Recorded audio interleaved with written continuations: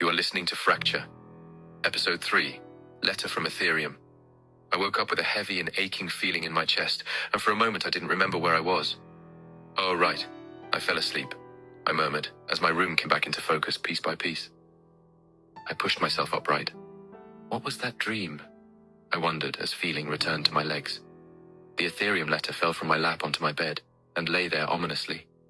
I couldn't explain it, but that dream felt like a message from Mom. The prince's dreams are unfathomable, huh? I mumbled, and felt a sudden jolt of confidence. I swung my legs off the bed, crossed the room, and dropped into my creaky chair. Pushing my keyboard to the side, I set the letter on the desk. I stared at it, picked it up again, and traced my thumb against the edge of the envelope. Fuck it. I tore the seal open. No turning back now. The sound of ripping paper echoed louder than it should have as I pulled the letter free and unfolded it with shaky hands. The words blurred together as I skimmed the page. I read it in such a rush at the bottom of the page I was out of breath, and my brain raced so far ahead without permission that nothing stuck. I had just gone over the entire letter, yet read nothing. Nice one, genius, I said to myself. Okay, slow. I started over. Congratulations, Reagan Snow. The sight of my name in clean official print tickled. We are pleased to inform you that you have been accepted into the Aetherium Institute. My grip tightened on the page. You have been awarded a full academic scholarship. Full scholarship? I sucked in a sharp breath. Tuition and housing all covered, all of it. This was crazy. I knew I was good, but this was the best school in the country offering me a scholarship. I kept reading and rereading certain lines. Department of Enrollment, assassin. I froze. The room tilted on its head. The words warped on the page as if they might rearrange themselves. Assassin department. This has to be some kind of mistake. My voice was wound tight. I scanned the line again, then the header, then the seal at the bottom. It was all official, and it was my name on the letter. My heart kicked harder, like I had my very own drum kit in there. I applied to the Security and Enforcement Department. I had absolutely no fighting ability. Fracture was good for only one thing, and that was finding flaws in a system. I shot up from the chair, left the letter on the table, and began to pace. The floorboards creaked under my steps. This had to be a mistake. Admissions errors happen all the time. I laughed nervously. But not at Aetherium. What if this was the first of its kind? A first screw-up in years of clerical brilliance. Of course it had to happen to me. I had the luck of a black cat on Friday. I could email them and ask for a correction. But what if asking made them look closer? What if they rescinded the offer entirely? What if the scholarship vanished the moment I drew attention to it? Aetherium didn't owe me anything. I was just another applicant on a long list. I stopped pacing, picked up the letter, and stared down at it. Department. Assassin. See you in the big leagues, Mr. Lorenzo had said. Even he would be shocked if I turned out to be an assassin of some sorts. What were the job prospects like? And the benefits? I dragged a hand through my hair and let out a shaky laugh. On one hand, getting into Aetherium on a full scholarship was more than I ever wanted. On the other hand, if I was going to be competing against people with serious powers like Oars, I was screwed.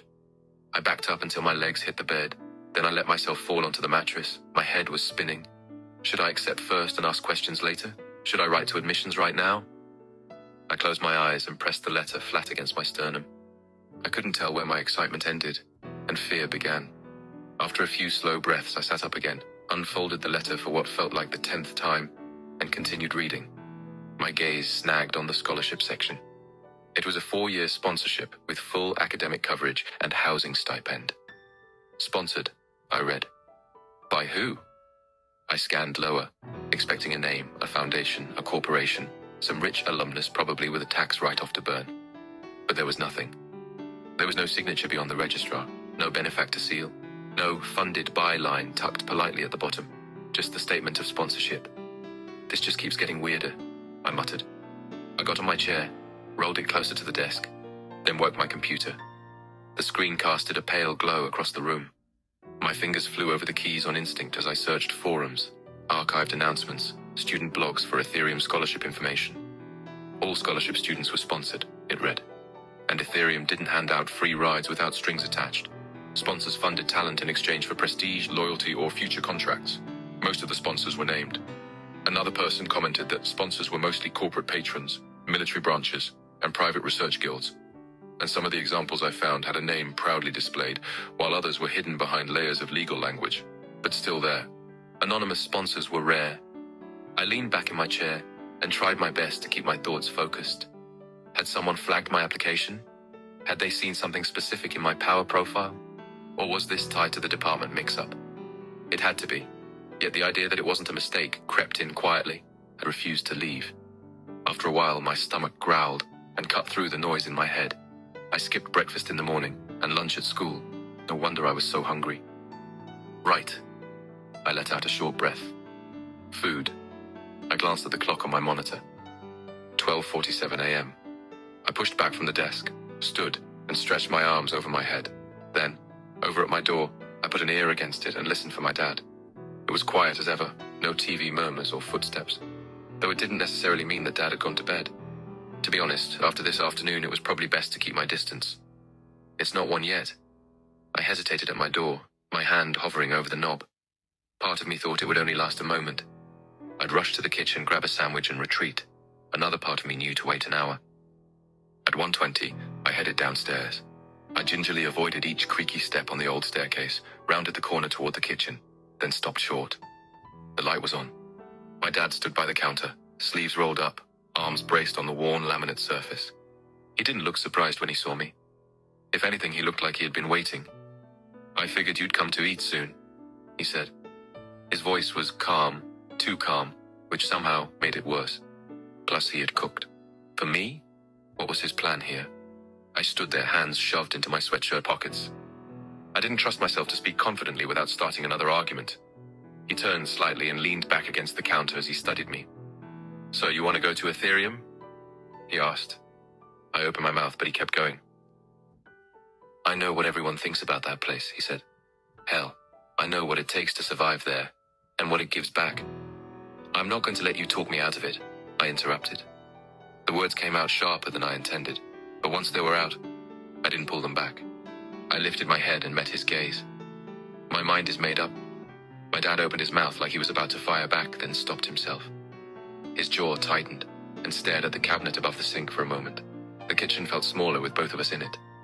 "No," he said finally. "It's not." I frowned. "I just said, you think wanting something means it's decided." He cut in. His voice stayed low, which somehow made it heavier. "That place isn't a game, Reg. It never was. You don't just walk into Aetherium and walk out the same." "I'm not a kid anymore," I argued. "I know," he said. "That's the problem." Silence stretched between us. The pan on the stove ticked as it cooled, and the refrigerator hum crept in too. He sighed and rubbed a hand over his face. "Look, I'm not saying yes." He raised a finger before I could interrupt, "but I'm not saying no either." "What?" I blinked. He turned fully toward me now. "If you want me to approve this," he said, choosing each word carefully, "then you work for me." "I already do, sometimes." I stared at him. "Not sometimes," he said. "Full-time, starting now. You work at the company until the semester starts, and every break after that, summer, winter, any period you aren't in classes, you work." "Full-time?" I repeated. "You show up," he continued. "You do the hours, you learn the business. I pay you the same as everyone else, per hour. No favors." My mind raced. Work meant money. Real money. Not allowance scraps, but steady pay. "And if I do?" I asked. He met my eyes. "Then I won't stand in your way. At least this way, I can keep an eye on the man you are becoming." "You won't try to stop me?" I asked. "I won't try to stop you," he repeated. "But I won't pretend I'm happy about it either." I didn't care. Relief flooded through me so fast it made my head spin. This was better than anything I had hoped for. A compromise, meaning we didn't have to blow our relationship apart completely. "I'll do it," I said immediately.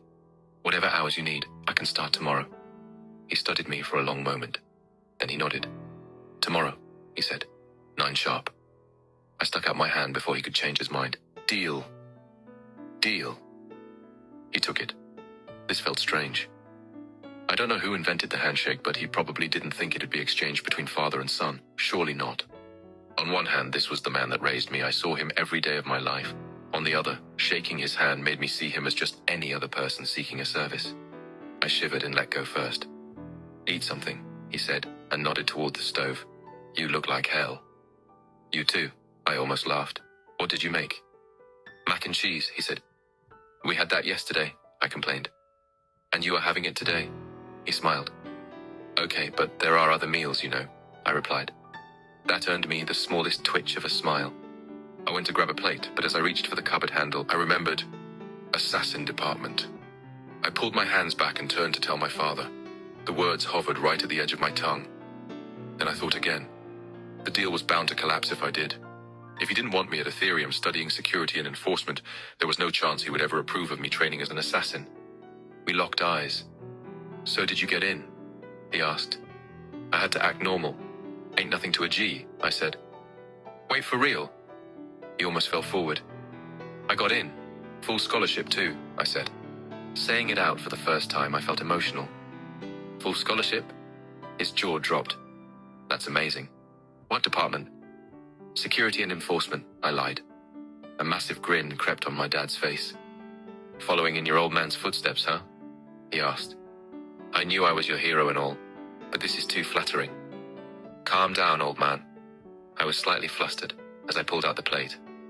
I never said nothing about you being anyone's hero. My dad watched me for a moment longer, with tears pooling in his eyes. Don't do that. I began to tear up. I'll end up crying too.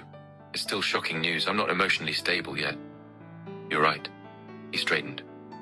Working men don't cry. Finish up and get some sleep bright and early, start tomorrow. I'm proud of you, Reg, he said. Despite our differences, I could see in his teary eyes that he meant it. Yet I was lying to him.